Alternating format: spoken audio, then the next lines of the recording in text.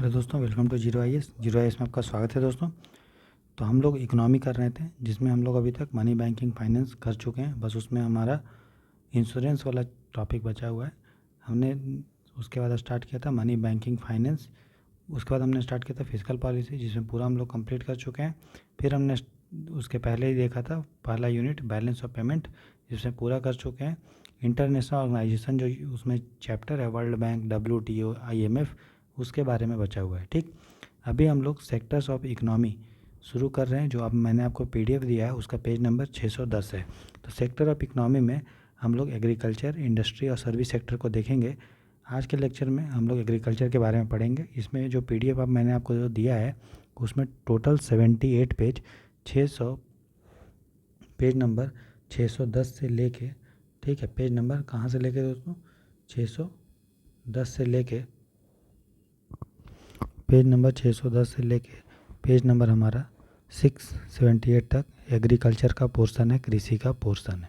ठीक है, तो एग्रीकल्चर जो सेक्टर्स ऑफ द इकोनॉमी है दोस्तों, जिसमें कृषि का क्षेत्र है सेक्टर्स ऑफ द इकोनॉमी में, उसमें से ज़्यादा क्वेश्चंस प्रीलिम्स में पूछता नहीं है। ठीक है, तो जहाँ जहाँ मुझे इंपॉर्टेंट रहेगा मैं आपको बताते जाऊँगा। और मैंने आपको ऑलरेडी PDF दे दिया है, आप लेक्चर को ध्यान से सुनिएगा। मैं लिखूँगा बहुत कम, कोशिश रहेगी आपको ज़्यादा समझाने पे। ठीक है, तो ध्यान से सब सुनेंगे। और PDF मैंने ऑलरेडी आपको दिया है, उसको एक बार बस रीड कर दीजिएगा। मैं जो जो आपको बस पढ़ा रहा हूँ, बस वही वाला चीज़ आपको PDF में उसी को ध्यान दे के पढ़ना है। पढ़ना तो पूरा है, लेकिन उस पर ज़्यादा फोकस करना है जो मैं बोल रहा हूँ। ठीक है, तो चलिए शुरू करते हैं। तो आज हमारा एग्रीकल्चर का फर्स्ट क्लास है। देखते हैं आज अगर कंप्लीट होगा एग्रीकल्चर तो ठीक है, नहीं तो एक वीडियो और ले लेंगे। ठीक, तो एग्रीकल्चर का ये फर्स्ट क्लास है दोस्तों। आप देख रहे हैं जीरो IAS का चैनल। इस लेक्चर को प्रेजेंट कर रहा हूँ मैं दोस्तों। मेरा नाम राहुल बनवाला है, मैं EPF में एक सिलेक्टेड ऑफिसर हूँ। साथ ही साथ मैंने UPSC का मेंस 2020 में और UPPCS का मेंस 2021 में दिया है दोस्तों। ठीक, तो देखिए इकोनॉमी में आपको पता है हर साल तकरीबन 25 क्वेश्चन के आसपास आता है। तो इकोनॉमी को किसी भी हाल में नेगलेक्ट नहीं करना चाहिए, और इसको ऐसा नहीं कि हल्का हल्का पढ़ लिया हो गया, नहीं, गहराई में पढ़ना चाहिए। इसीलिए मैंने आपको मनी बैंकिंग फाइनेंस को अच्छे से पढ़ाया, फिजिकल पॉलिसी को बहुत अच्छे से पढ़ाया, बैलेंस ऑफ पेमेंट, भुगतान का संतुलन को बहुत अच्छे से डिटेल में पढ़ाया है। और मैंने साथ साथ आपको क्वेश्चन भी कर करके दिखाया कि हाँ, तो आप खुद को आपको लग रहा होगा कि नहीं मेरा तीनों यूनिट अच्छे से हो गया है। उसी तरह से हम लोग एग्रीकल्चर को पढ़ेंगे। तो सबसे पहले देखिए, एग्रीकल्चर को हिंदी में दोस्तों बोलते हैं कृषि। तो कृषि जो है एक प्राइमरी सेक्टर है। प्राइमरी सेक्टर मतलब प्राथमिक क्षेत्र। तो प्राथमिक क्षेत्र मतलब वो क्षेत्र होता है जहाँ पे आप डायरेक्ट जो है नेचर से कुछ निकाल के उसका व्यापार करते हैं, या उसको उस पर डायरेक्ट नेचर पे डिपेंड होते हैं। जैसे मत्स्य पालन, तो डायरेक्ट आप नेचर से मछली पकड़ के उसका बेच रहे हैं। ठीक है, जैसे एग्रीकल्चर में भी मिट्टी से ही आप जो है फसल उगा रहे हैं, पानी से उगा रहे हैं फसल। तो ठीक है, तो उसको हम लोग प्राइमरी सेक्टर बोलते हैं, जो डायरेक्ट नेचर से जुड़ा हुआ है। जैसे माइनिंग करना, खनन करना, क्वेरिंग करना, मतलब खनन करना टाइप। तो सारा चीज़ ये सब प्राइमरी सेक्टर है। अगर इसमें आप कुछ उसको बना दे रहे हैं, ठीक है, तो वो हो जाएगा मैन्युफैक्चरिंग सेक्टर। ठीक है, जहाँ पे कुछ आप बना दे रहे हो। जैसे फूड प्रोसेसिंग सेक्टर, वो क्या है, सेकेंडरी सेक्टर। क्यों, द्वितीय क्षेत्र, क्योंकि एग्रीकल्चर से गेहूँ निकला, अब उसको आप प्रोसेस करके मान लीजिए बर्गर बना दिए, पिज़्ज़ा बना दिए, तो वो मैन्युफैक्चरिंग सेक्टर हो जाएगा। क्लियर, तो याद रखिएगा एग्रीकल्चर क्या है, प्राइमरी सेक्टर, क्योंकि ये डायरेक्ट नेचर पे डिपेंड है। तो एग्रीकल्चर में सिर्फ आपको अनाज नहीं आता है, इसमें फसल, फल, सब्जी, ठीक है, लाइव स्टॉक, जानवर का पालना, पशुपालन, सब चीज़ इसमें शामिल है। आपको पता है कि मोदी सरकार के गवर्नमेंट मकसद था कि हम लोग जो है किसान के आय को डबल कर देंगे 2022-23 में, लेकिन डबल हुआ नहीं। उसी तरह से United nation sustainable development goal number 1 जो है, बस ध्यान से सुनते रहिएगा, सब चीज़ PDF में अच्छे से लिखा हुआ है, कहानी के रूप में आप अच्छे से समझते रहो। United nation sustainable development goal जो हमारा 1 है दोस्तों, उसका मतलब है कि गरीबी को हम लोग को हर लेवल पे पूरा ख़त्म कर देना, हर स्तर पे, हर प्रकार से। ठीक है, और साथ ही साथ सस्टेनेबल डेवलपमेंट गोल दूसरा है कि भूखमरी को ख़त्म करना। ठीक है, तो अगर हम चाहते हैं कि अगर हम एग्रीकल्चर को प्रमोट करते हैं, प्रोत्साहित करते हैं, तो मैक्सिमम लोग इंडिया में एग्रीकल्चर पर डिपेंड है, विश्व में भी मैक्सिमम लोग एग्रीकल्चर पर डिपेंड है जो गरीब हैं। तो अगर एग्रीकल्चर को हम बढ़ोतरी करते हैं तो ऑटोमेटिकली हमारा गरीबी भी ख़त्म हो जाएगा, और लोगों को खाद्य सुरक्षा, हंगर भी रहेगा। ठीक है, तो एक व्यक्ति थे जिनका नाम था sir Arthur Lewis dual economy model. Hindi में इसको बोलते हैं सर आर्थर लुइस का द्वैत अर्थव्यवस्था। तो सिंपल सा है, आपको भी पता होगा, भले ये नाम दे दिए अलग चीज़ है, लेकिन आपको पता है कि कोई भी व्यक्ति अगर एग्रीकल्चर सेक्टर से इंडस्ट्री सेक्टर में जाता है तो कब जाता है, जब इंडस्ट्री हमारा डेवलप होता है। तो सर आर्थर लुइस ने ये बोला कि जब भी, ठीक है दोस्तों, तो सर आर्थर लुइस का आपने समझ गया कि जो है जैसे ही अर्थव्यवस्था ग्रो करता है तो जो लेबर होता है वो कृषि को छोड़ के उद्योग की तरफ मूव करता है। अगर एग्रीकल्चर एलाइड सेक्टर में बात करेंगे, उत्पादन में सबसे ज़्यादा किसका है, तो याद रखिएगा फसल का सबसे ज़्यादा होता है, फिर पशुधन, फिर फॉरेस्ट्री और फिर जाके मत्स्य पालन। अगर हम बात करें कि दूध के उत्पादन में भारत पहले स्थान पे है। जो वनस्पति तेल है, वेजिटेबल और जो ऑयल है, उसमें भारत पहला इंपोर्टर है, आयातक है। चीनी के उत्पादन में हम जो है दूसरे स्थान पे है, फर्स्ट पे है ब्राज़ील। भारत जो है वो दूसरे स्थान पे है। अगर इसके हम उपभोग में बात करेंगे तो भारत से ज़्यादा तो कोई मीठा खाता नहीं है, तो फर्स्ट हम लोग कंज्यूमर है, कंजम्पशन में हम लोग जो क्या है फर्स्ट हैं उपभोग करने में, ठीक है, उपभोग करने में फर्स्ट है। वही अगर मछली की बात करेंगे, फिश का, ठीक है, तो हम लोग सेकंड प्रोड्यूसर हैं, उत्पादन करता। अंडा में बात करेंगे तो हम लोग थर्ड नंबर पे आते हैं, और मीट में हम लोग 8th नंबर पे आते हैं, 8th प्लेस पे, ठीक है, याद रखिएगा, बस मोटा मोटा याद होना चाहिए, काफ़ी होगा, ठीक है। अगर हम 2011 का सेंसस के अनुसार बोलेंगे तो भारत की जो पॉपुलेशन है, भारत के पॉपुलेशन का 50 लगभग 55% जो है वो एग्रीकल्चर करता है, मतलब 55% भारत की आबादी जो वो कृषि में संलग्न है, ठीक। उसी तरह से अगर हम बात करेंगे कि एग्रीकल्चर के अंदर में कौन कौन सा विभाग आता है, तो देखिए एग्रीकल्चर अगर हम बात करें कृषि, ठीक है दोस्तों, तो कृषि से रिलेटेड, एग्रीकल्चर से रिलेटेड बहुत सारा संस्था है। तो एग्रीकल्चर कृषि मंत्रालय से रिलेटेड में, ठीक है, एग्रीकल्चर मिनिस्ट्री में बहुत सारा संस्था है। जैसे हमने पहले भी पढ़ा था कॉमर्स एंड इंडस्ट्री में, तो कुछ संस्था स्टैट्यूटरी है, वैधानिक, ठीक है, जो कोई कानून के द्वारा बना है, ठीक है, वैधानिक, ठीक। कुछ संस्था है दोस्तों जो इसके अंदर ऑफिस में अटैच्ड ऑफिस बोलते हैं, ठीक है। कुछ जो है इसके अंदर पब्लिक सेक्टर एंटरप्राइजेज है, सरकारी कंपनियां भी है कृषि मंत्रालय के अंदर में, सरकारी कंपनियां, ठीक। और कुछ जो है स्वायत्त संस्था है, ऑटोनोमस बॉडी या कोऑपरेटिव बॉडी है, सहकारी समितियां, ठीक है। तो ये सारा चीज़ है। तो अगर हम स्टैट्यूटरी बॉडी की बात करेंगे तो जितना आप सुनते हैं ना, coconut development board, national cooperative development corporation, NCDC या protection of plant variety and farmer right authority, ठीक है, तो ये सारा स्टैट्यूटरी बॉडी, ठीक है। कौन सा, कोकोनट डेवलपमेंट बोर्ड, ठीक है, protection of plant variety and farmers rights authority. और मैंने आपको पहले ही बताया था, जो भी संस्था के नाम में अथॉरिटी होता है जनरली ज़्यादा हाई चांस होता है वो कि वो स्टैट्यूटरी बॉडी है, जैसे national highway authority of India, ऐसा। उसी तरह से यहाँ और संस्था, एक संस्था है NCDC, national cooperative development corporation, ये भी क्या है हमारा स्टैट्यूटरी बॉडी। अगर अटैच्ड ऑफिस की बात करेंगे तो national rain fade area authority, maximum जिस वर्ड में अथॉरिटी होता है वो स्टैट्यूटरी बॉडी होता है, विधान से बनता है, लेकिन कभी कभी नहीं भी होता है, रेयरली होगा वो। यहाँ पे है national rain fade area authority. जो सरकारी कंपनियां एग्रीकल्चर मंत्रालय के अंदर में है वो है एनएससी, नेशनल सीड कॉरपोरेशन, जो बीज का उत्पादन करती है और बेचती है, कॉरपोरेशन लिमिटेड, ठीक है। उसी तरह से कुछ ऑटोनोमस संस्था भी है एग्रीकल्चर मंत्रालय के अंदर में, जैसे नाफेड का आपने नाम सुना होगा, national agriculture cooperative marketing federation of India, ठीक है, फुल फॉर्म दिया हुआ देख लीजिएगा, national agricultural cooperative marketing federation of India, फिर SFAC है, small farmers agriculture business consortium, छोटे छोटे किसानों का एक ग्रुप है जो साथ में एक कृषि से रिलेटेड बिजनेस करते हैं, ठीक है। और भी बहुत सारा संस्था है, अलग अलग बोर्ड है, अलग अलग संस्था है। तो ये मोटा मोटा आपको याद होना चाहिए, बस एक बार देखिए याद हो जाएगा। खासकर इसमें स्टैट्यूटरी वाला जो है याद रखिएगा, और नेशनल सीड कॉरपोरेशन और जो है हमारा रेन फेड एरिया अथॉरिटी वो स्टैट्यूटरी नहीं है, ठीक। उसी तरह से कुछ संस्था है जो रिसर्च भी करती है, रिसर्च अनुसंधान करती है एग्रीकल्चर पे, और उसका जो जो भी अनुसंधान की उसको फैलाती है, ठीक है। जैसे हमारा ICAR है, Indian council of agriculture research, ठीक है।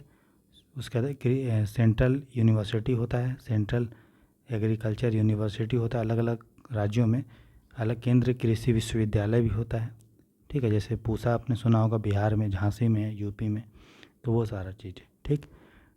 तो ये भारत सरकार का जो कृषि मंत्रालय है उसके अंदर department of agriculture research education है, उसी के अंदर में ICAR ये सब आता है, ठीक, जिसका अलग अलग जगह हेड क्वार्टर है, ठीक। चलो उसके बाद दोस्तों अगर हम बात करेंगे कि बहुत सारा मंत्रालय है, ठीक है, जो अलग अलग काम करती है, ठीक, समझ गए। तो पहले कोऑपरेटिव मंत्रालय नहीं था, ठीक है, लेकिन अब सहकारिता मंत्रालय बना है। आपको पता होगा मिनिस्ट्री ऑफ कॉपरेशन बना है, अमित शाह इसके चेयरमैन हैं, ठीक है। तो ये सारा मोटा मोटा याद रखिएगा। उसी तरह से पहले एग्रीकल्चर के अंदर ही मत्स्य पालन ये सब आता था, ठीक, लेकिन अब अलग से जो है ministry of fishery animal husbandry ये सब बना हुआ है, ठीक है। तो पशुधन के लिए भी अलग से हमने मंत्रालय बना दिया, पहले एक ही में था एग्रीकल्चर के अंदर में। और एग्रीकल्चर के अंदर में पहले कॉपरेशन सहकारी मंत्रालय भी आता था, लेकिन उसी के अंदर में, वही मंत्रालय के अंदर में, लेकिन अब कॉपरेशन के लिए मिनिस्ट्री ऑफ अलग से मंत्रालय बना दिया गया है, मिनिस्ट्री ऑफ कॉपरेशन। और मिनिस्ट्री ऑफ फिशरी मतलब पशुपालन, मत्स्य पालन और दुग्ध पालन जो है अलग से हम लोग मिनिस्ट्री बना दिए हैं, ठीक है, समझ गए। तो बस इसमें देखते रहिएगा, पेज नंबर 612 में लिखा हुआ है कि मिनिस्ट्री ऑफ हम लोग मत्स्य पालन बना है, एग्रीकल्चर एनिमल हस्बेंड्री ये सब बना है, दूध पालन ये सब, और उसके अंदर अंदर अलग अलग संस्था है। जैसे फिशरी सर्वे ऑफ इंडिया, ये कुछ देखिए इसमें क्या है ना, एग्रीकल्चर जो यूनिट हम लोग पढ़ रहे हैं उसमें बहुत सारा संस्था है, उसका हेड क्वार्टर कहाँ है वो बार बार कभी कभी पूछता है, ठीक है। जैसे फिशरी हम अभी पढ़ रहे हैं जो है पशुधन मंत्रालय के बारे में, मिनिस्ट्री ऑफ फिशरी के बारे में, ठीक है, फिशरी, ठीक, एंड एनिमल हस्बेंड्री उसके बारे में पढ़ रहे हैं, और डेयरिंग मिनिस्ट्री के बारे में पढ़ रहे हैं, ठीक है, इनके बारे में। चलिए, तो सबसे पहले अगर बात करेंगे कि ये मंत्रालय के बारे में, तो इसमें बहुत सारा संस्था बनाया गया है, जैसे फिशरी सर्वे ऑफ इंडिया, और उसका मेनली हेड क्वार्टर बहुत ज़्यादा ज़रूरी है जानना। जैसे टी बोर्ड के बारे में पूछा था, आपको याद है टी बोर्ड, तो जिसका हेड क्वार्टर कलकत्ता में है, ठीक है, लेकिन ऑप्शन में शायद बेंगलोर दिया था या ऐसे कुछ दिया था। तो इसमें इस यूनिट में मेनली आपको जो हेड क्वार्टर है कौन कहाँ स्थित है, बस ज़्यादा वो इंपॉर्टेंट है, कौन सा ऑर्गेनाइजेशन कहाँ है, क्या काम करता है, मोटा मोटा, ठीक है। तो फिशरी सर्वे ऑफ इंडिया जो है दोस्तों, हेड क्वार्टर इसका जो है वो है मुंबई में। कहाँ है? मुंबई में। जैसे forest survey of India, forest survey of India का हेड क्वार्टर कहाँ है बताइए? देहरादून में है ना, या फिर और कहीं है बताइए? तो fishery survey of India Mumbai में। उसी तरह से central institute of fishery nautical, ये सारा नॉटिकल एंड इंजीनियरिंग टेक्नोलॉजी ये कहाँ है? केरला में, ठीक। उसी तरह से central institute of coastal engineering, ये सब मोटा मोटा बस एक बार देखना है आपको, खुद ही याद हो जाएगा। फिशरी वो कहाँ है? बेंगलोर में, ठीक है। इसमें जो इम्पोर्टेंट है वो ये वाला है, fishery survey of India Mumbai. उसी तरह से नेशनल फिशरी डेवलपमेंट बोर्ड, ये कहाँ है? वो इसी के घर में है, हैदराबाद में, ठीक है। उसके बाद कोस्टल एक्वा कल्चर अथॉरिटी, ये कहाँ है? चेन्नई में। ठीक, तो मोटा मोटा याद रखिएगा। और भी कुछ संस्था है तो वो एक बार आप देख लीजिएगा, इसी में लिखा हुआ पीडीएफ में। अगर हम बात करें कि कृषि में, मतलब जो इस तरह हमने कृषि मंत्रालय में देखा, स्टेचुटरी बॉडी वैधानिक संस्था, coconut development board, national cooperative development corporation, वो सब देखे, protection of plant variety and farmer rights authority. तो उसी तरह से जो एनिमल हस्बेंड्री मंत्रालय है, पशुधन मंत्रालय, दूध मंत्रालय, उसके अंदर में जो स्टेचुटरी बॉडी है, दोस्तों, उसका नाम है NDDB, national dairy development board, जो डेयरी का डेवलपमेंट करती है, नेशनल डेयरी डेवलपमेंट बोर्ड, राष्ट्र दुग्ध विकास बोर्ड। ठीक, उसी तरह से और भी जो स्टेचुटरी बॉडी है, वैधानिक संस्था है, वो animal welfare board of India, आपने सुना होगा इसके बारे में, एनिमल वेलफेयर।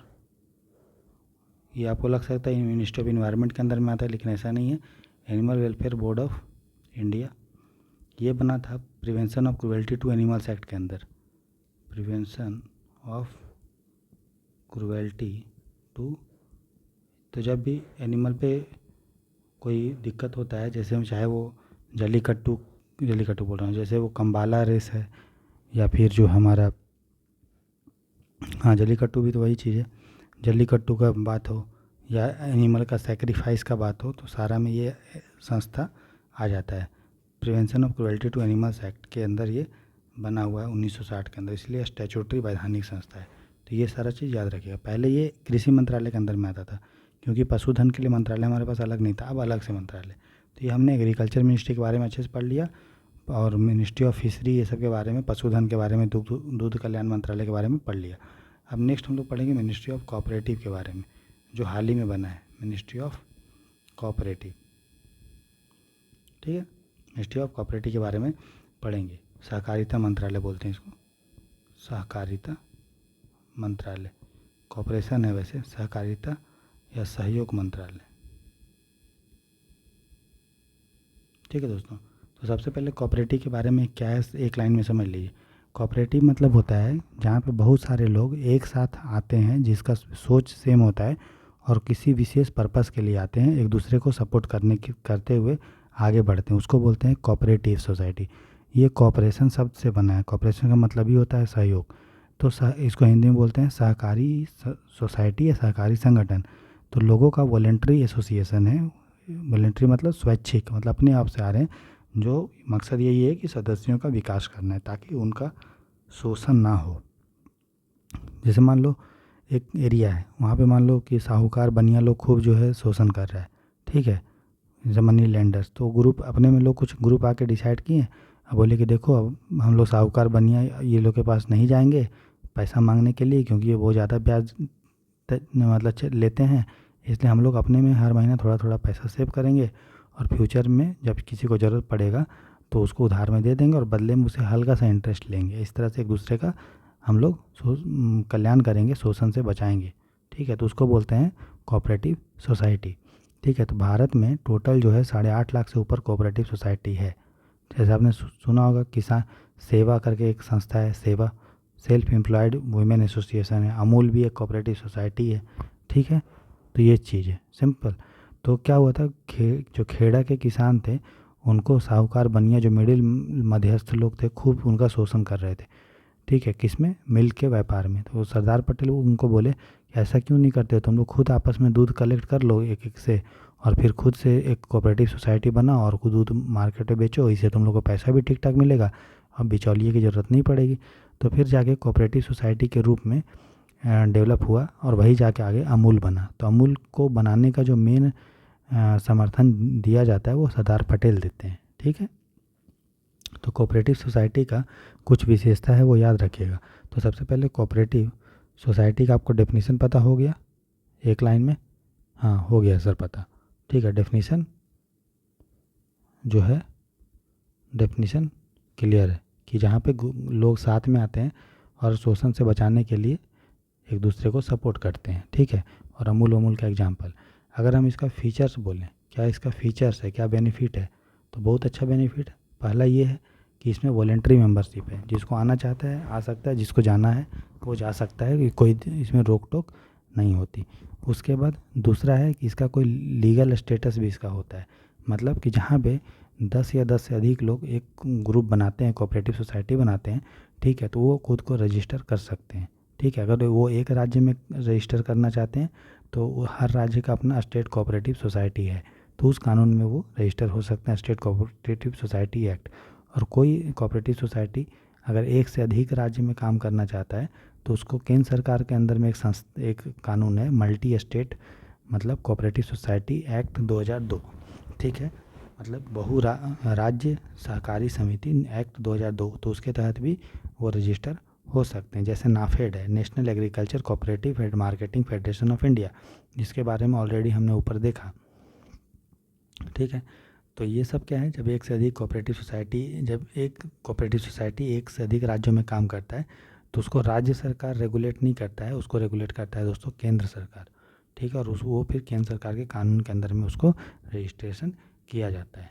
तो कोऑपरेटिव जो सोसाइटी होता है दोस्तों, उसका विशेषता एक और ये है कि इसको हम लोग बोल सकते हैं कि ये कृत्रिम लीगल पर्सन है, मतलब आर्टिफिशियल कानूनी रूप से इसको मान्यता दिया गया है। जैसे मैं बोलूँ BSNL, तो BSNL कोई आदमी है क्या? नहीं, लेकिन BSNL का अपना मोहर होता है, उसका अपना सिग्नेचर होता है, उसका अपना एड्रेस होता है। लेकिन ये सब एड्रेस सिग्नेचर किसका होता है? एक व्यक्ति का होता है। लेकिन इसको बोलते हैं आर्टिफिशियल लीगल पर्सन। ठीक है, तो उसी तरह से कोऑपरेटिव सोसाइटी भी आर्टिफिशियल लीगल पर्सन है, जिसका अपना मोहर है, वो किसी से कॉन्ट्रैक्ट साइन कर सकता है, किसी का प्रॉपर्टी ले सकता है। ठीक है, तो वो है आदमी के जैसा नहीं है, लेकिन आदमी के जैसा वो काम कर रहा है, इसलिए इसको आर्टिफिशियल लीगल पर्सन बोलते हैं। तो जितनी भी जनरली कंपनियां होती है सब आर्टिफिशियल लीगल पर्सन होता है। वो किसी को कोर्ट में बुला सकता है अगर, और लीगल पर्सन इसलिए भी है क्योंकि अगर बहुत लोग उसको छोड़ देते हैं या किसी की डेथ हो जाती है तो कंपनी को कोई प्रभाव नहीं पड़ता। कंपनी जो है वो सतत जो है कंटिन्यूअस बेसिस पे चलते रहता है, इसीलिए इसको बोलते हैं आर्टिफिशियल लीगल पर्सन। ठीक, इसमें जो मेंबर्स होते हैं, सदस्य होता है, उसका जो लायबिलिटी है वो लिमिटेड है। ऐसा नहीं है कि अमूल डूब गया तो पूरा आप एक एक को पकड़ पकड़ के जेल में डाल दोगे, नहीं, हर व्यक्ति का उसमें कुछ ना कुछ कंट्रीब्यूशन होता है, उस कंट्रीब्यूशन के आधार पे उसकी लायबिलिटी होती है। ठीक है, इसलिए ये लीगल पर्सन है। कोऑपरेटिव सोसाइटी का एक और फ़ायदा ये है कि इसमें सभी सदस्य को एक वोट मिलता है, हर व्यक्ति को एक वोट। यहाँ पे इस आधार पे यहाँ पे वोटिंग नहीं होता कि कौन उसमें ज़्यादा पैसा लगाया है, कोई कितना भी पैसा लगा सकता है, लेकिन वोट उसमें एक व्यक्ति को एक ही वोट मिलेगा। चाहे अंबानी उसमें पैसा लगाए करोड़ों रुपया या राहुल बर्नवाल लगाए 1000 रुपया, दोनों को वोट एक मिलेगा। ठीक है, उसके बाद कोऑपरेटिव सोसाइटी अब देखिए कि शोषण से बचाने के लिए, अपने कंडीशन सुधारने के लिए, समाज को आगे बढ़ाने के लिए काम करता है। ये प्रॉफिट, इसका मेन मकसद कमाना नहीं होता है। हालांकि ये प्रॉफिट कमाएगा, लेकिन प्रॉफिट कमाना के लिए कोऑपरेटिव सोसाइटी नहीं बना है। कोऑपरेटिव सोसाइटी इसलिए बनता है ताकि शोषण से बचाएं, एक दूसरे का कल्याण करते हुए आगे बढ़ें। इसी कारण से सरकार इसको बहुत सारा छूट भी देती है, टैक्स उससे कम लेती है, उसको बहुत सारा सब्सिडी देती है और कम सस्ते ब्याज पे आपको लोन भी सरकार प्रोवाइड करती है। ये कोऑपरेटिव सोसाइटी का फ़ायदा है दोस्तों। अब हम लोग नेक्स्ट देखेंगे, आप आ गए हैं, आप पेज नंबर जो है 614 में आ चुके हैं। ठीक है, तो मैं बोला था कि धीरे धीरे हम आपको कहानी के रूप में इसको कंप्लीट करेंगे। तो कोऑपरेटिव सोसाइटी का हम देखेंगे टाइप्स। ठीक है, तो सिंपल बात है, अलग अलग कोऑपरेटिव सोसाइटी किसके लिए है उसके आधार पे ये अलग अलग टाइप का हो सकता है। एक हो सकता है कंज्यूमर कोऑपरेटिव सोसाइटी, जहाँ बहुत सारे कंज्यूमर्स जो होंगे वो कोऑपरेटिव सोसाइटी का निर्माण करेगा, जहाँ पे वो डायरेक्ट जो है सामान खरीद लेंगे फैक्ट्री से और फिर अपने सदस्यों को बेचेंगे, ताकि मिडिल मैन का ज़रूरत ना पड़े। जैसे मान ली एक गांव के लोग ने डिसाइड किया कि हम चावल अगर ख़रीदेंगे तो हम दुकान से नहीं खरीदेंगे, हम होलसेल से खरीदेंगे, हम किसी बिचौलिया से नहीं खरीदेंगे। तो इससे क्या होगा, उसको सामान सस्ता पड़ेगा और बिचौलिए की ज़रूरत नहीं होगी। उसको बोलते हैं कंज्यूमर कोऑपरेटिव सोसाइटी, जहाँ पे कंज्यूमर जो उपभोक्ता हैं वो अपने में ग्रुप बना के और फिर जाके वो डायरेक्टली फैक्ट्री ये सब से सामान खरीदते हैं, उसको बोलते हैं कंज्यूमर कोऑपरेटिव सोसाइटी। ठीक, दूसरा होता है producer cooperative society, producer cooperative society. तो इसमें क्या होता है, जो प्रोड्यूसर होता है, ठीक है, जैसे मान लो कोई मिक्सचर बनाने का छोटा छोटा व्यक्ति है, छोटा छोटा फैक्ट्री, तो वो क्या करेगा, और जो भी कच्चा सामान उसको मिक्सचर बनाने के लिए चाहिए, चना दाल चाहिए, मूंगफली चाहिए, फिर उसके बाद नमक चाहिए, हल्दी चाहिए, तेल चाहिए, तो वो किसी एक दुकान से या एक जगह से नहीं लेगा, बल्कि मतलब अलग अलग चीज़ों से नहीं लेगा। उनको चूँकि एक ही जैसा काम है तो वो लोग आपस में ग्रुप बनाएंगे और रॉ मटेरियल को बल्क में, थोक में जो है डायरेक्टली जहाँ से होलसेल मार्केट है वहाँ से उठाएंगे, ताकि मिडिल मैन की ज़रूरत ना पड़े। जैसे अमूल है, तो अमूल भी क्या है, प्रोड्यूसर कोऑपरेटिव सोसाइटी। वो क्या करता है, किसानों से डायरेक्ट दूध खरीदता है, फिर वो बेचता है, ठीक है, या किसान से दूध खरीदा, उसका बटर बनाया, उसका घी बनाया, उसका चीज़ बनाया, तो डायरेक्ट किसान से खरीद रहा है। इसीलिए ये है प्रोड्यूसर कोऑपरेटिव सोसाइटी। यहाँ पे जो प्रोड्यूसर्स होते हैं, वो प्रोड्यूसर मतलब यहाँ पे अमूल क्या प्रोड्यूस कर रहा है, दूध का रिफाइन करके बढ़िया दूध बना रहे हैं पास्चराइज करके, तो डायरेक्ट ये रॉ मटेरियल सदस्यों से खरीदता है, उसको बोलते हैं प्रोड्यूसर कोऑपरेटिव सोसाइटी, ठीक है।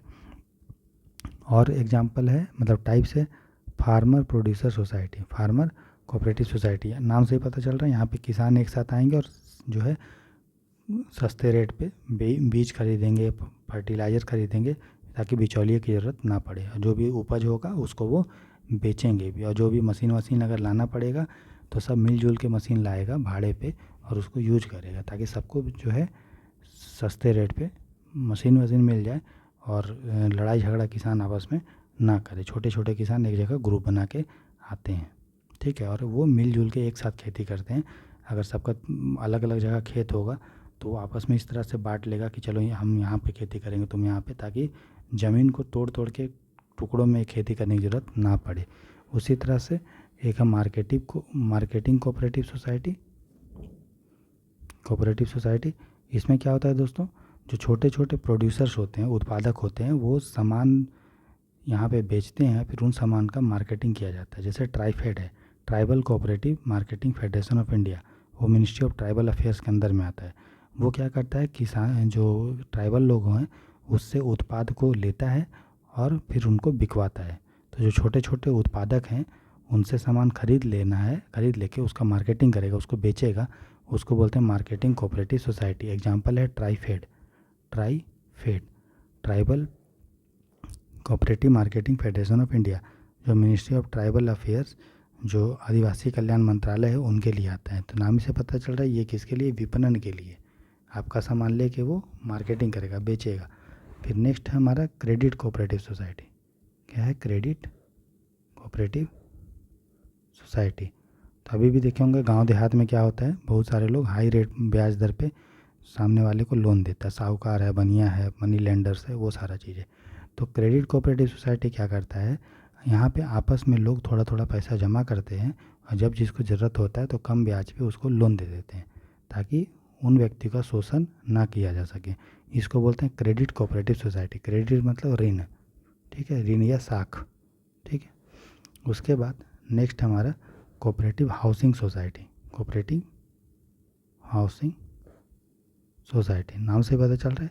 इसके लोग क्या करते होंगे, इस कोऑपरेटिव सोसाइटी के लोग लोगों को सस्ते रेट पे घर देते होंगे, ज़मीन देते होंगे, ठीक है, और लोन देते होंगे, ताकि से लोगों को सस्ते रेट पे लोन मतलब क्या मिल जाए, घर मिल जाए। तो अब देख रहे हो कि पर्पस के अनुसार कौन इसका मेंबर है, क्या उसका काम है, उसके आधार पे अलग अलग कोऑपरेटिव सोसाइटी हम बनाए हैं, ठीक है। अब तो भारत सरकार ने क्या किया, कोऑपरेटिव सोसाइटी को बूस्ट करने के लिए एक नया मंत्रालय ही बना दिया, जिसका नाम है मिनिस्ट्री ऑफ कोऑपरेशन, सहयोग मंत्रालय। भारत में तकरीबन दोस्तों 2 लाख के ऊपर हमारा दूध के लिए कोऑपरेटिव सोसाइटी है, और चीनी के लिए, मिलों के लिए भी, चीनी जो मिल है उनके लिए भी कोऑपरेटिव सोसाइटी हमारा 300 के आसपास।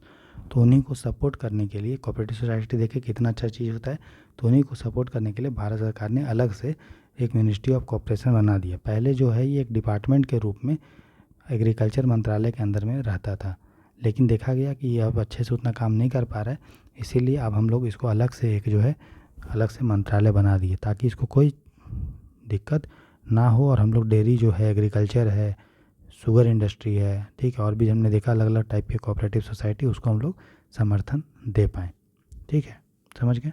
तो ये आप याद रखिएगा। अभी इसके जो चेयरमैन हैं वो हैं आपके Amit Shah, ministry of cooperation वही बने हैं, ठीक। तो ये मोटा मोटा याद रखिएगा।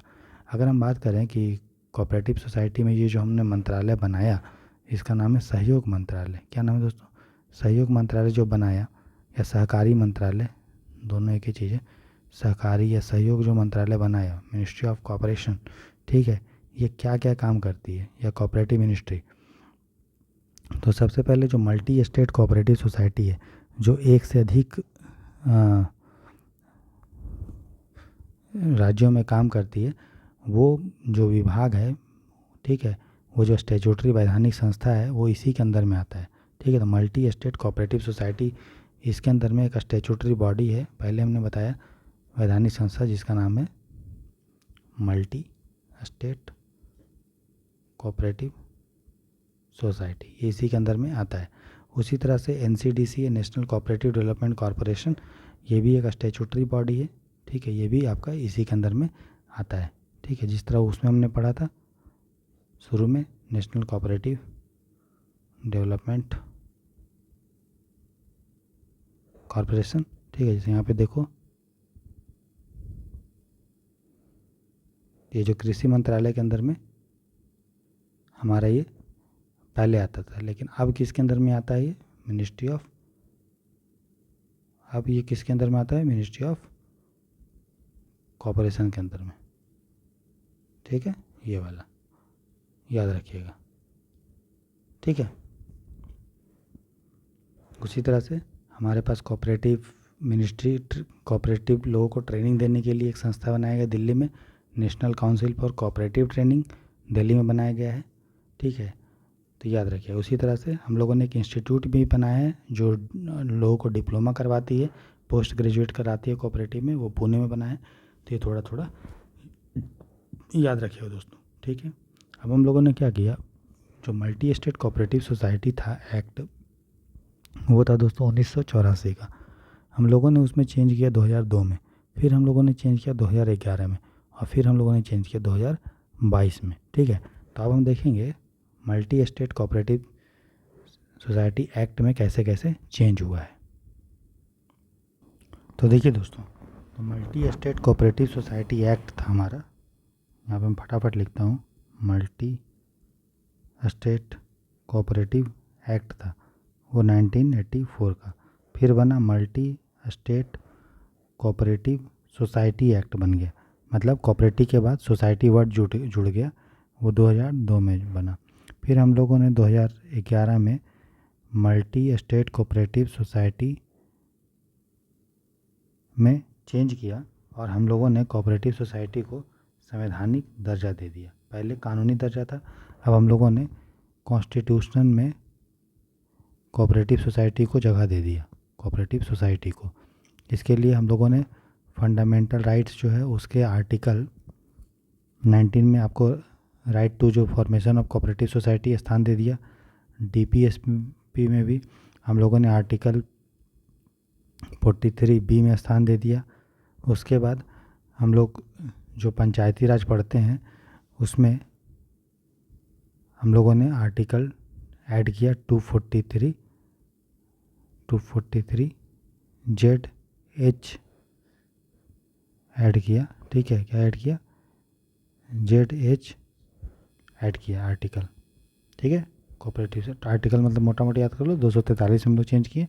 पंचायती राज इंस्टीट्यूशंस में हम लोगों ने कोऑपरेटिव सोसाइटी को स्थापना दे दिया। ठीक, याद रखिएगा। मतलब पंचायती राज इंस्टीट्यूशन तो नहीं बोले, म्यूनसिपाल्टी में बोल सकते हैं। ठीक है, क्योंकि 243 के बाद जो है म्यूनसिपाल्टी है, तो अर्बन लोकल बॉडी में हम लोगों ने म्यूनसिपाल्टी को एक जगह दे दिया, अर्बन लोकल बॉडी में, कि म्यूनसिपाल्टी जो है अर्बन शहरी निकाय है, उस पर जिम्मेदारी है कोऑपरेटिव सोसाइटी को अपने एरिया में देख रेख करना। ठीक है, अर्बन लोकल बॉडी हम लोगों ने स्थान दे दिया, क्लियर, शहरी निकाय में। फिर हम लोग 2022 में फिर चेंज किए, multi state cooperative society amendment act लेके आए, अमेंडमेंट एक्ट, जिसमें हम लोगों ने 2002 वाला जो कानून था दोस्तों, 2002 वाला जो कानून था उसमें हम लोग चेंज किए। ठीक है, और 2022 में एक बिल लेके आ रहे हैं, एक्ट तो हम नहीं बोलेंगे क्योंकि पता नहीं अभी शायद पास हो गया, क्या पास नहीं हुआ, अभी ये बिल में ही है, बिल के फेज में, तो अभी पास नहीं हुआ है।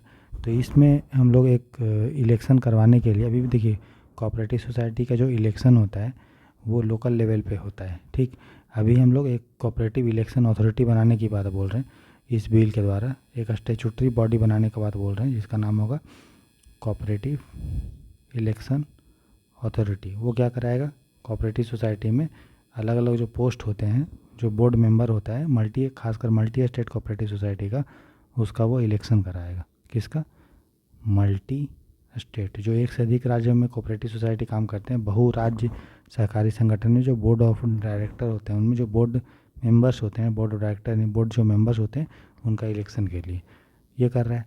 साथ ही साथ इसमें बिल में हम लोग ये कर रहे हैं 2022 के बिल में एक शिकायत निवारण अधिकारी बना रहे हैं जिसको बोलते हैं ओम्बुड्समैन। ठीक है, ओम्बुड्समैन बोल रहे हैं कि कोऑपरेटिव सोसाइटी से किसी को अगर दिक्कत है, उसके सदस्य लोग अगर शिकायत करना है कोऑपरेटिव सोसाइटी को तो कहाँ करेगा, तो ओम्बुड्समैन एक बना रहे हैं हम लोग जिसको बोलते हैं शिकायत निवारण अधिकारी, हिंदी में हम लोग बना रहे हैं। ठीक है, साथ ही साथ जो कोऑपरेटिव सोसाइटी बहुत ही बीमार पड़ गया है, उसको पास पैसा नहीं है काम करने के लिए, तो उसके लिए हम लोग एक फंड बना रहे हैं, फंड फॉर, हम बोल सकते हैं कि जो सिक मल्टी स्टेट कोऑपरेटिव सोसाइटी है, क्योंकि ये कानून है multi state cooperative society amendment bill. तो इसमें जो भी हम काम कर रहे हैं वो मल्टी स्टेट कोऑपरेटिव सोसाइटी के लिए कर रहे हैं जो एक से अधिक राज्यों में काम करता है। तो जो बहुत सिक है, जो रुग्ण है या जिसका कंडीशन बहुत ख़राब है मल्टी स्टेट कोऑपरेटिव सोसाइटी का, तो वो जो है क्या करेगा, उसके इस फंड से हम लोग पैसा देंगे। तो ऐसा हम लोग बोल रहे हैं। साथ ही साथ बोल रहे हैं कि बहुत सारे कोऑपरेटिव सोसाइटी को हम लोग मर्ज भी कर देंगे। तो मर्जर पे भी ध्यान दे रहे हैं कि मर्जर जो पुअर है कोऑपरेटिव सोसाइटी, जो काम अच्छा से नहीं कर पा रहे, उसका हम लोग मर्ज करेंगे।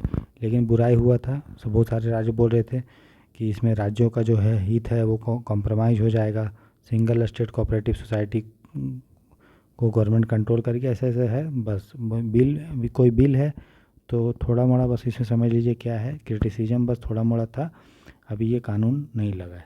ठीक है, अब देखो हम लोग क्या कर रहे हैं, 3 और हम लोग जो है कोऑपरेटिव सोसाइटी एक्ट में दोस्तों 3 कोऑपरेटिव सोसाइटी हम लोग बना रहे हैं। ठीक है, तो हमारा जो तो ये हमारा टॉपिक ख़त्म हो गया। ठीक है, बिल वाला।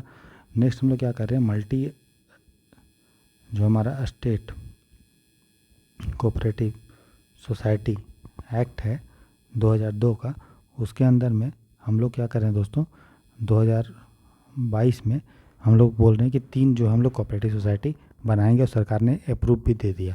हम लोग क्या बना रहे हैं, national multi state cooperative export society.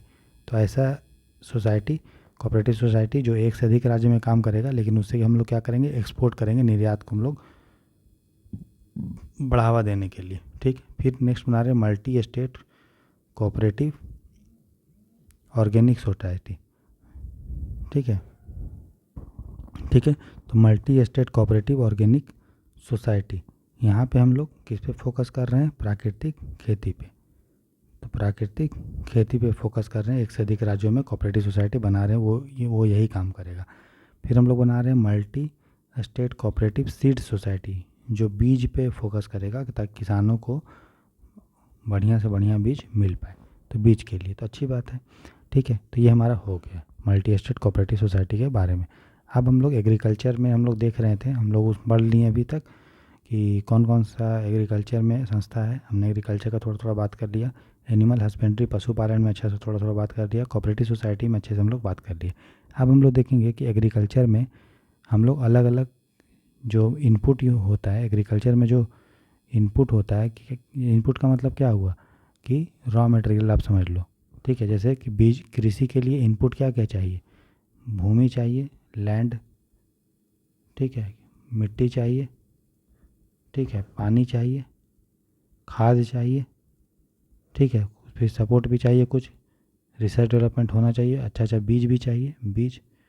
तो ये सब को हम लोग बोलते हैं इनपुट, कि जो कृषि के लिए चाहिए वो हो गया हमारा इनपुट। ठीक है, तो वही हम इनपुट के बारे में भी पढ़ने जा रहे हैं। मशीन चाहिए, मशीन भी हमारा क्या हुआ, इनपुट हुआ, मशीन। पानी हम लोग देख ही लिए। ठीक है जी, बस तो एक करके हम लोग इनपुट के बारे में पढ़ते हैं। तो पहला हमारा जो इनपुट है दोस्तों वो है ज़मीन। ठीक है, ज़मीन के बारे में, लैंड के बारे में पढ़ेंगे, क्योंकि बिना ज़मीन की खेती तो होगा नहीं, तो हम लोग भूमि के बारे में पहला पढ़ेंगे। तो आपको पता है कि भारत में, ध्यान से सुनते रहिएगा बस, भारत में जो है दोस्तों,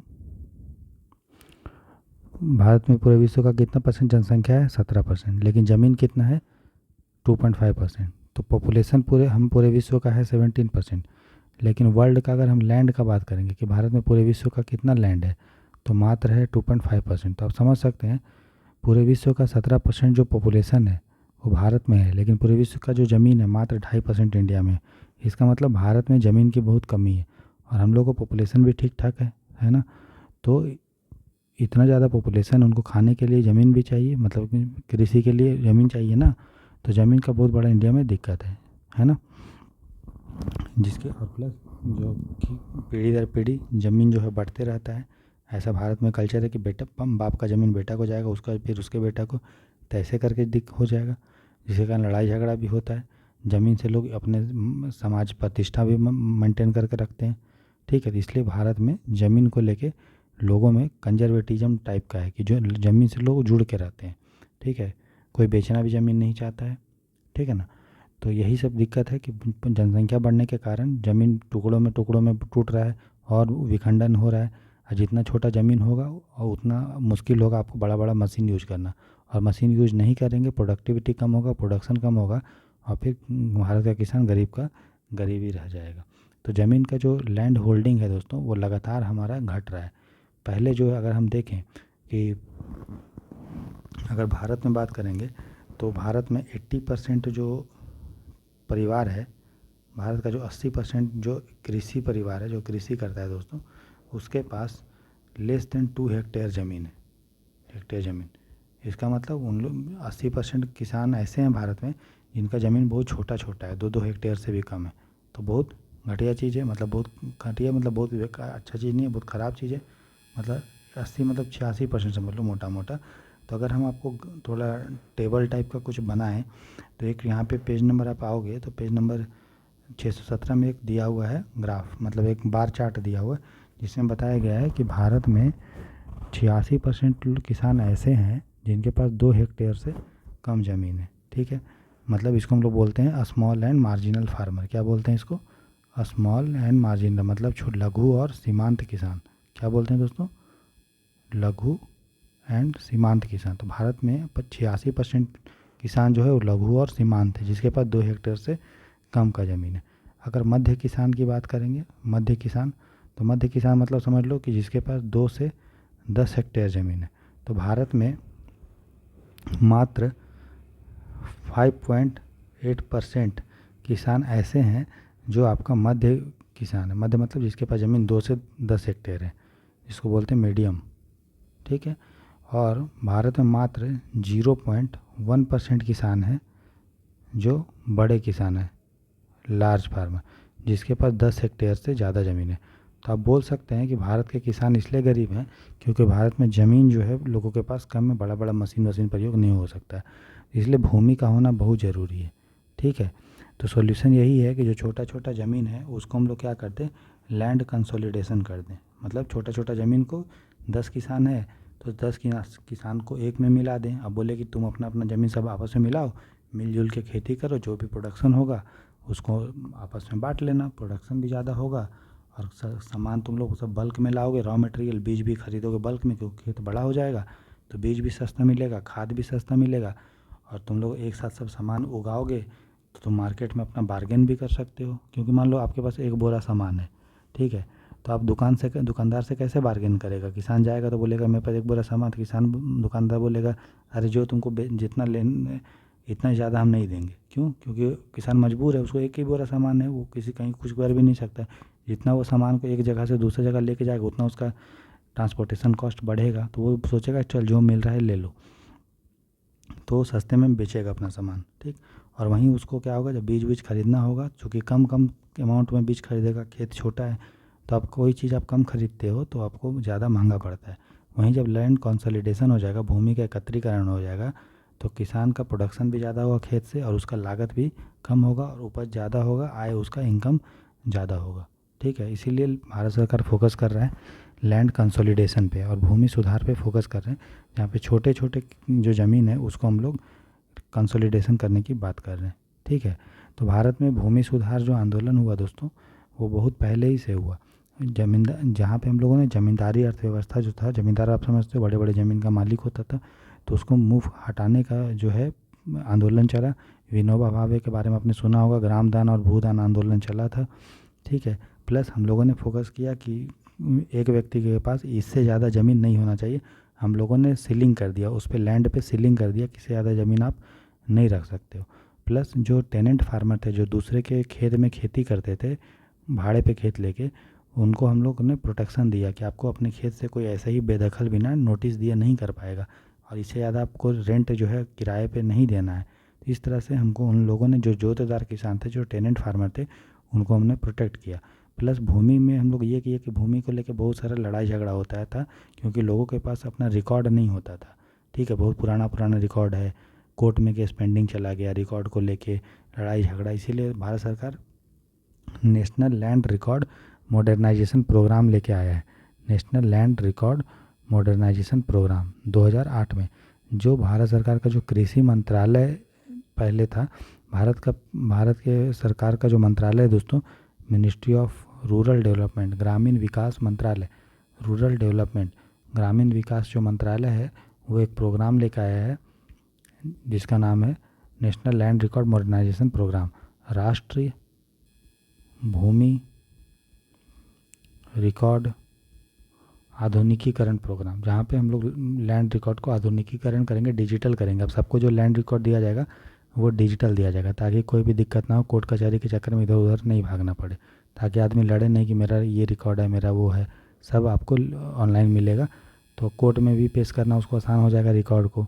ठीक है, मैटर सॉल्व हो जाएगा, और किसका कौन सा ज़मीन है पूरा एकदम पूरा डिटेल पता चल जाएगा, है ना। तो उसके लिए हम राष्ट्र भूमि रिकॉर्ड आधुनिकीकरण कार्यक्रम शुरू किए थे ग्रामीण विकास मंत्रालय ने 2009 में। बहुत अच्छा चीज़ है। ठीक है, साथ ही साथ किसानों को और गांव के लोगों को अपना भूमि का अधिकार मिले। ठीक है, उसके लिए हम लोगों ने, प्लस जो वन में रहने वाले लोग हैं उनको अधिकार मिले, उसके लिए हम लोगों ने फॉरेस्ट राइट एक्ट लेके आया था। फॉरेस्ट राइट्स एक्ट, ये बहुत पुराना कानून है, मतलब जब बहुत पुराना तो नहीं, 2006 का कानून है, जिसमें हम लोग जो है, जो ज़मीन, जो फॉरेस्ट डिवेलर्स हैं, जो जंगल में जिसका तीन जो है जनरेशन रह रहा है, जो उसी ज़मीन पे 75 साल से ऊपर साल तक रह रहे हैं, लगभग 3 जनरेशन, तो वैसे फॉरेस्ट डिवेलर को हम लोग जो है पट्टा दे दिए हैं। पट्टा का मतलब होता है भूमि का उनको मालिक बना दिए हैं, जहाँ पे वो रहते थे उन्हीं का वो उनको मालिक बना दिया, ताकि जो जंगल के लोग इधर उधर उनको हटाया नहीं जा सके। उसको बोलते हैं फॉरेस्ट राइट एक्ट, 2006 का बात है ये। ठीक, समझ गए। तो जो एक ज़मीन में 75 साल से अधिक रह रहे हैं उनको हम लोगों ने फॉरेस्ट डिवेलर कहा, जंगल में रहने वाले, और उनको जो है, और कब कहा, जब 75 साल से अधिक, एक उस साल पिछले 75 साल से वो यहीं रह रहे हैं तब। ठीक, आपको पता है जो लैंड है दोस्तों, वो हमारा राज्य सूची में आता है। लैंड किस में आता है? स्टेट लिस्ट में आता है। इसलिए आप देखोगे कि केंद्र सरकार जो है राज्य के सूची में डायरेक्ट वो कानून तो नहीं बना सकती है, इसीलिए वो मॉडल एक्ट लेके आया था। आपने सुना होगा मॉडल लैंड लीजिंग एक्ट, क्योंकि लैंड स्टेट लिस्ट है, तो केंद्र सरकार डायरेक्ट कानून नहीं लेकर आता, वो एक मॉडल लेके आता है और बोलता है कि ये मॉडल है, इसी के आधार पे राज्यों से रिक्वेस्ट करते हैं कि आप ये चीज़ करो। तो 2016 में हम केस, जो सेंट्रल गवर्नमेंट थी, केंद्र सरकार, उसने क्या किया, केंद्र सरकार ने 2016 में लेके आया मॉडल लैंड लीजिंग एक्ट, कि किस तरह से जो जोतेदार किसान है उसका हम लोग प्रोटेक्ट करें। मॉडल लैंड लीजिंग एक्ट, ताकि उनको जो है सस्ते रेट पे खेत मिल जाए किराए पे, और इलीगल तरीक़ा से उसको हटाया ना जाए, और प्लस जो किसान ज़मीन दिया है उसको भी ये फ़ायदा होगा कि कोई दूसरा किसान उसका ज़मीन कैप्चर नहीं कर लेगा। ये नहीं कि किराए पे आप किसी किसान को ज़मीन दिए हो और आपको कैप्चर कर लिया, ऐसा नहीं। तो इसके लिए भारत सरकार ने मॉडल लैंड लीजिंग एक्ट लेके आया। मॉडल क्यों लेके आया? क्योंकि राज्य की जो ज़मीन है, भूमि है, वो आपका राज्य सूची में आता है, तो केंद्र सरकार डायरेक्ट कोई कानून नहीं लेके आता, वो मॉडल लेके आएगा। ठीक है, अब ये अगर आएंगे पेज नंबर अब 618 में, तो आप देखेंगे कि इस पर क्वेश्चन पूछा है CDS में। ठीक है, वो पूछा था कि भारत में जो पर कैपिटा होल्डिंग, जो एक ज़मीन है उसमें पर व्यक्ति का जो ज़मीन है वो घटते जा रहा है, क्या कारण है? तो पहला है, नहीं पूछा है, हाँ ठीक है, क्यों जो है घट रहा है, भारत में ज़मीन जो है पर हेक्टेयर वो घट रहा है। क्यों? तो पहला दिया था लो पर कैपिटा इनकम। तो देखो, अगर आपका प्रति व्यक्ति आय कम है तो आपका ज़मीन उसके कारण थोड़ी घट रहा है। बात समझे? प्रति व्यक्ति आय कम क्यों हो रहा है? क्योंकि आपको ज़मीन छोटा होते जा रहा है। तो ज़मीन छोटा होने के कारण आपका जो है इनकम घट रहा है। आपका इनकम इसलिए नहीं घट रहा है क्योंकि आपका आय कम हो रहा है। बात समझे? गरीब हो रहे हो तो आप ज़मीन थोड़ी कम करने लगोगे। बात समझ में आए? तो ये गलत हो जाएगा पहला। दूसरा बोल रहा है rapid rate of increase of population, जनसंख्या बढ़ रहा है। तो सही बात, अगर जनसंख्या बढ़ेगा तो ज़मीन टुकड़े में होगा। क्यों? क्योंकि ज़्यादा लोग रहने के लिए ज़मीन चाहिए। कहाँ रहेंगे? ज़मीन तो फिक्स है। पूरे वर्ल्ड का मात्र 2.5% के आसपास इंडिया में ज़मीन है, तो दिक्कत है। इसलिए दूसरा ऑप्शन होगा। तीसरा बोल रहा है कि practice of dividing land equally among the heirs, जो वंशज होते हैं जो उनसे ज़मीन जो है बढ़ता है आगे वाली जनरेशन में। ठीक है, जैसे आपने 1 एकड़ ज़मीन लिया, आपका 2 बेटा है तो उनको मिलेगा आधा आधा एकड़। फिर उनका मान लो 2 बेटा हुआ तो उनको 0.25 एकड़ मिलेगा। फिर उनका मान लो 1 बेटा हुआ, 3 या 2 बेटा हुआ, फिर वो और 0.125 एकड़ कट होगा। तो इसलिए ज़मीन ये भी घटने का कारण है क्योंकि भारत में जो है पीढ़ी दर पीढ़ी ज़मीन बढ़ता है। तो तीसरा ऑप्शन भी सही है, तीसरा स्टेटमेंट भी। चौथा बोल रहा है ट्रेडिशनल टेक्निक ऑफ प्लाइंग, इसमें हम लोग जो है ट्रेडिशनल मेथड यूज करते हैं प्लाइंग में, तो इसके कारण थोड़ी घट रहा है। ज़मीन छोटा हो रहा है तो उसके कारण मशीन यूज नहीं कर पाओगे, तो हम जो ट्रेडिशनल टेक्निक ही यूज करें जिसके कारण प्रोडक्टिविटी कम होगा। तो यहाँ पूछा है कि क्यों, कारण क्या है कि ज़मीन टुकड़ा होने का। तो पहला जनसंख्या बढ़ रहा है और तीसरा ज़मीन हम लोग बांट रहे हैं। ठीक है, 2 और 3 होगा, ऑप्शन होगा बी। तो क्वेश्चन को ध्यान में पढ़ना, बहुत सिंपल क्वेश्चन, लेकिन पढ़ेंगे ध्यान से तो बन जाएगा, कोई दिक्कत नहीं है। ठीक है, अब देखो ये एक टेबल के द्वारा पेज नंबर 618 में दिया गया है कि कोऑपरेटिव फार्मिंग और कलेक्टिव फार्मिंग में क्या डिफरेंस है। तो नेक्स्ट एक टेबल दिया गया है दोस्तों, कोऑपरेटिव फार्मिंग जिसको बोलते हैं सहकारी खेती वर्सेस कलेक्टिव फार्मिंग। कलेक्टिव मतलब सामूहिक खेती। तो इसको बोल दिए सहकारी खेती। ठीक है, और कलेक्टिव फार्मिंग को बोल दिए सामूहिक खेती। तो देखो, कोऑपरेटिव फार्मिंग का मतलब ये होता है कि इसमें किसान जो है एक साथ आता है, लेकिन किसान ही उसका मालिक रहता है। ठीक है, खाली क्या होता है, किसान एक साथ आया है, मालिक अलग अलग अपना किसान ही है, सिर्फ इसलिए एक साथ आया है क्योंकि उसको कृषि करना है बस। तो उसको बोलते हैं कोऑपरेटिव फार्मिंग। खेत आपका रहेगा, मालिक आप ही रहेंगे, लेकिन सिर्फ यहाँ पे कृषि जो होगा वो मिलजुल के हम लोग करेंगे। बीज लाएंगे एक साथ लाएंगे, आपस में बांट लेंगे, कि मशीन लाएंगे, थोड़ा थोड़ा यूज कर लेंगे, आज तुम कर लो हम कर ले, उसको बोलते हैं कोऑपरेटिव फार्मिंग।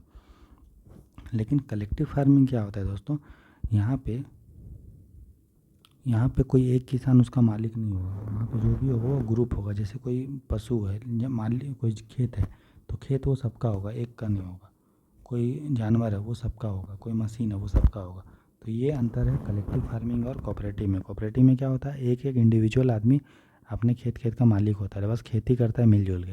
कलेक्टिव फार्मिंग मतलब अब नाम से ही पता चल रहा है सामूहिक का मतलब कोई चीज़ एक व्यक्ति का नहीं है, चाहे वो कोई मशीन हो या कोई खेत हो, वो ग्रुप का है। ठीक है, तो वो लोग साथ में उगाते हैं।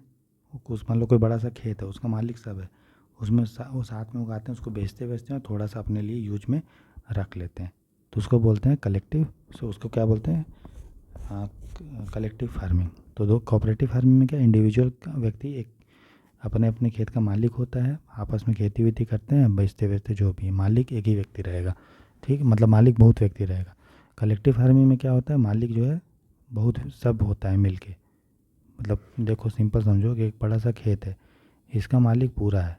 ठीक है, सब लोग हैं। कोऑपरेटिव फार्मिंग में क्या रहा, अलग अलग खेत रहा, तो राम किसी खेत का मालिक है, लक्ष्मण किसी का, भरत की, शत्रुघ्न किसी का। लेकिन ये क्या कर रहा है कि एक साथ जो है कुछ भी सामान मंगाते हैं तो आपस में थोड़ा थोड़ा बांट लेते हैं। ठीक है, बांट लेते हैं, लेकिन मालिक अपने मिलजुल के खेती कर रहे हैं, जो भी मिलेगा बांट उठ के सब खाएंगे। इसमें ऐसा नहीं है, इसमें क्या है, ये जो बड़ा सा एरिया है ये एक का नहीं है, सबका है। ठीक है, तो ये लोग आएंगे सब बेचेंगे और थोड़ा थोड़ा अपने में रख लेंगे, उसको बोलते हैं कलेक्टिव फार्मिंग। उतना इंपॉर्टेंट नहीं, बस मोटा मोटा समझो। तो जाहिर सा बात है, जो आउटपुट होगा दोस्तों, आउटपुट क्या होगा इसमें, ज़्यादा होगा इसमें, है ना, क्योंकि ये लोग सब मालिक है अपने अपने का। और प्लस क्या है कि इसमें अच्छे अच्छे मिलजुल के वो कर लेंगे। ठीक है, कोऑपरेटिव तरीक़ा से मशीन वशीन आपस में बांट लेंगे। लेकिन इसमें ऐसा नहीं है, ये तो बहुत पिछड़ा टाइप का सिस्टम है, जहाँ पे कोई एक बड़ा सा एरिया है, उसमें वो किसी का नहीं है, और उसमें जैसे कि सब थोड़ा थोड़ा उगा रहे हैं, खा रहे हैं, मौज मस्ती में रह रहे हैं, क्योंकि हमको पता है हम नहीं करेंगे तो कोई और कर लेगा। अब ग्रुप है तो ये इसका मालिक एक तो है नहीं, जैसे राम ने काम नहीं किया तो लक्ष्मण कर लेगा, लक्ष्मण नहीं किया भरत। तो इसमें थोड़ा सा हमें लगता है कि हम तो चूँकि इसका मालिक है नहीं, सब मिलजुल के है। तो होता है ना, जब आप कोई बड़ा सा मान लीजिए एक गाँव है, या समझ लो कि एक ये है घर जॉइंट फैमिली है, तो जॉइंट फैमिली में क्या होता है कि तुम नहीं काम किया तो कोई और कर देगा। तो एक आदमी आलसी भी हो सकता है, उसको डिमोटिवेट भी हो सकता है, अरे हम तो कुछ मालिक को लिखाया ही नहीं, हम क्या ही करें। लेकिन इसमें क्या है कि हर व्यक्ति मोटिवेट रहता है, क्योंकि उसको लगता है हम तो मालिक हैं, तो प्रोडक्टिविटी भी उसमें ज़्यादा होता है, काम हम भी मिलजुल के कर लेते हैं ज़्यादा अच्छा से। तो इसलिए कोऑपरेटिव फार्मिंग ज़्यादा अच्छा है। कलेक्टिव फार्मिंग वहाँ पे ठीक है जहाँ पे हम लोग को इन्वायरमेंट बचाना है, जहाँ पे ये सारा चीज़ें मोटा मोटा उतना इंपॉर्टेंट टॉपिक नहीं है, बस ऊपर ऊपर समझ लीजिए, ठीक है। अब देखिए हम लोग जो कोऑपरेटिव फार्मिंग करते हैं उसमें क्या होता है कि उसमें मालिक जो होता है सब व्यक्ति होता है, थोड़ा मतलब हर व्यक्ति इंडिविजुअल अपना अपना मालिक होता है, ठीक है। कोई एक बड़ा सा एरिया नहीं होता, छोटा छोटा एरिया होता है, छोटे छोटे किसान होते हैं, और वो लोग साथ में मिलके खेती करते हैं, लेकिन मालिक अपना इंडिविजुअल व्यक्ति रहेगा। साथ में आएंगे, बेचेंगे सामान, सीड बीज लाएंगे, आपस में बांटेंगे, उगाएंगे, आप उसको बेचेंगे और पैसा वैसा बांट लेंगे, तो उसको बोलते हैं कोऑपरेटिव फार्मिंग, ठीक है।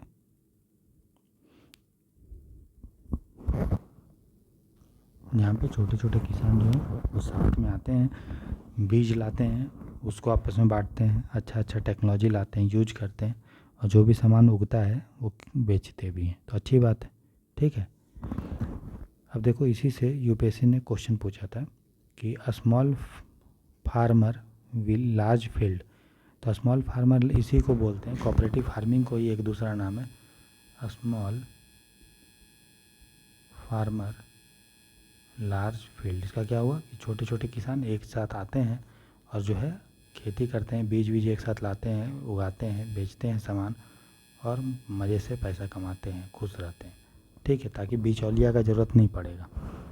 एक तरह की कोऑपरेटिव है ना, कोऑपरेटिव का मतलब होता है कि हम शोषण वोषण करने से रुक जाएंगे। तो इसी से यूपीएससी प्रीलिम 2023 में क्वेश्चन पूछा, आप देख सकते हो पेज नंबर 619 में लिखा हुआ है कि स्मॉल फार्मर लार्ज फील्ड का क्या मतलब है। मतलब नाम से पता चला छोटा किसान बड़ा फील्ड, ठीक है। तो इसमें क्या होता है दोस्तों कि छोटे छोटे किसान एक साथ आते हैं, ग्रुप बनाते हैं और एक साथ खेती करते हैं, ठीक, तो उसको बोलते हैं कोऑपरेटिव फार्मिंग, ठीक है। एक और फार्मिंग होता है जिसको बोलते हैं कॉर्पोरेट फार्मिंग, ठीक है। तो कॉर्पोरेट फार्मिंग अलग चीज़ है। कॉर्पोरेट फार्मिंग क्या होता है कि जहाँ पे मान लीजिए रिलायंस है, तो रिलायंस फ्रेश में सामान बेचने के लिए आलू चाहिए, प्याज चाहिए, सब्जी वब्जी चाहिए, तो क्या करेगा, किसी छोटे छोटे किसानों से फोकस करेगा और बोलेगा कि तुम हमको जो है इतना आलू उगा के देना, बदले में हम तुमको पैसा भी देंगे, प्लस अच्छा टेक्नोलॉजी देंगे, बीज देंगे। तो उसको हम लोग बोलते हैं कॉमर्शियल फार्मिंग, या उसको बोलते हैं कॉरपोरेट फार्मिंग, ठीक है। तो हम आगे पढ़ेंगे। तो लेकिन यहाँ पे क्या है कि किसान कोऑपरेटिव फार्मिंग में किसान एक साथ खुद ही आ रहे हैं, ताकि हमको कोई बिचौलिया शोषण ना कर पाए, ठीक है, ताकि हम अच्छा से पैसा कमाए उमाए, खुश रहें, ठीक है। अब नेक्स्ट चीज़ इसी में है, ये हो गया हमारा। नेक्स्ट है हमारा ट्रक फार्मिंग। ट्रक फार्मिंग या इसको बोलते हैं मार्केट गार्डनिंग। तो बहुत सिंपल सा कॉन्सेप्ट है। यहाँ पे क्या होता है कि बहुत छोटे छोटे लेवल पे, बहुत छोटे छोटे स्तर पे लोग जो है उगाते हैं फल फूल वेजिटेबल्स, और उगाने के बाद उसको ट्रक में भर के शहरों में बेचने जाते हैं, इसलिए इसका नाम है ट्रक फार्मिंग या मार्केट गार्डनिंग, ठीक है। यहाँ पे छोटे छोटे किसान जो होते हैं फल वल उगाते हैं, फल हो गया, फ्रूट्स हो गया, वेजिटेबल हो गया, फ्लावर हो गया, फल फूल सब्जी वब्जी, और उगा के उसको शहरों में बेचते हैं, गाड़ी में, ट्रक में या मार्केट में बेचते हैं, तो इसलिए इसका नाम पड़ गया ट्रक फार्मिंग या मार्केट फार्मिंग।